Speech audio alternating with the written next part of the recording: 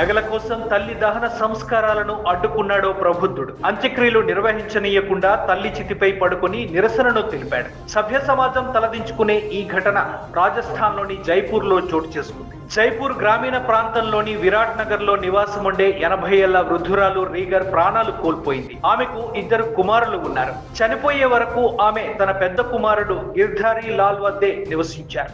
ఇక అంత్యక్రియల కోసం ఆమె మృతదేహాన్ని బంధువులు, కుటుంబ సభ్యులు శ్మశాన వాటికకు తీసుకెళ్లారు. అంత్యక్రియలకు ఏర్పాట్లు జరుగుతుండగా అక్కడ కుమారుల మధ్య వివాదం చెలరేగింది. చితికి నిప్పి పెట్టే ముందు ఆమె ఒంటిపై ఉన్న వెండి గాజులు, ఇతర ఆభరణాలను కుటుంబ పెద్దలు గిర్ధారీ లాల్ కు అప్పగించారు. దీంతో చిన్న కుమారుడు ఓం ప్రకాష్ ఇందుకు తీవ్ర అభ్యంతరం వ్యక్తం చేశాడు. ఆ వెండి గాజులు తనకే ఇవ్వాలని పట్టుబట్టాడు. వాటిని ఇవ్వకుంటే దహన సంస్కారాలను జరగనివ్వబోనని హెచ్చరించాడు. అంతటితో ఆగకుండా తల్లి చితిపై పడుకొని నిరసనను తెలిపాడు.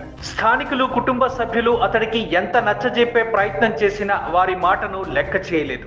గాజులు తనకు ఇవ్వకుంటే తనను తానుగా దహనం చేసుకుంటానని వారిని బెదిరించాడు. ఇక ఎలాగోలా స్థానికులు అతన్ని బలవంతంగా చితి నుంచి బయటకు లాగారు. దీంతో అతడు తన తల్లి చితి పక్కనే కూర్చొని తన నిరసనను కొనసాగించాడు. ఇక చేసేదేమీ లేక ఆ ఆభరణాలను అతడికి అప్పగించడంతో దహన సంస్కారాలకు అంగీకరించాడు. ఈ గొడవ కారణంగా దాదాపు 2 గంటలు ఆలస్యంగా ఆమె అంత్యక్రియలు పూర్తి చేశారు.